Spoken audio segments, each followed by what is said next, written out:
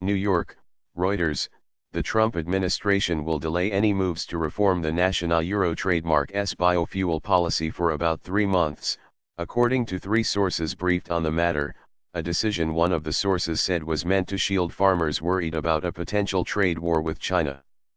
The decision comes after President Donald Trump failed to broker a deal between Big Oil and Big Corn during meetings over months about the future of the U.S. Renewable Fuel Standard, a law broadly supported in the U.S. heartland that requires oil refiners to add biofuels like ethanol to the National Euro trademark's gasoline. A Euro trademark's just a lot going on right now, so they decided to take a pause and revisit in 3 months, one of the sources said, referring to worries in the U.S. agriculture industry that an escalating trade dispute between the United States and China could hurt U.S. commodity exports. The biofuel reforms threaten to weaken demand for corn-based ethanol, compounding concerns from farmers about a loss of grain exports to China due to the trade dispute. Rural voters are an important constituency for President Donald Trump, helping propel his election victory in 2016, but his support with this group has slipped. Root.r/2ya80. The RFS has created a 15 billion gallon a year market for ethanol since it was implemented more than a decade ago, a boon for U.S. farmers but a headache for oil refiners that have increasingly complained about the cost of complying. Trump hosted the latest meeting on potential RFS reforms on Monday.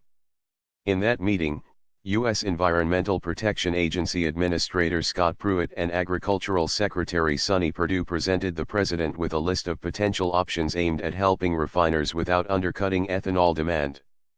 Those options included capping the price of blending credits, called RINs, that refiners must earn or purchase under the RFS while expanding the sales of high ethanol gasoline blends that are currently banned during summer.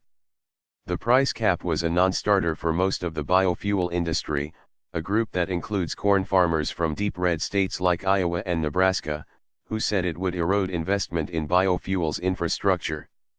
Merchant refiners like Valero and PBF Energy, however, which do not have blending facilities and must purchase RINs to prove compliance with the RFS, would be among the biggest beneficiaries of an overhaul.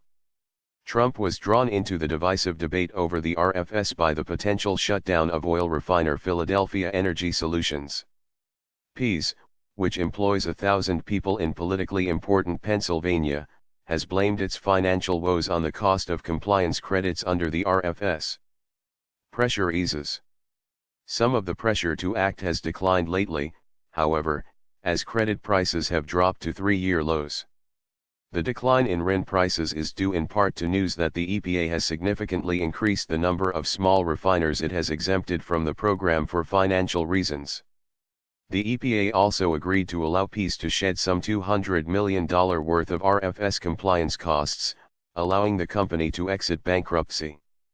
Trump had supported the idea of a price cap and expanded high ethanol gasoline sales but found it hard to find common ground between the oil and corn lobbies on the issue. Trump Euro trademark's advisors have urged him to punt the tricky issue to Congress. A White House spokeswoman, Kelly Love, did not respond to a request for comment on the decision to delay action. Biofuels advocates, meanwhile, want Trump to drop the issue altogether, and for the EPA to suspend its use of waivers.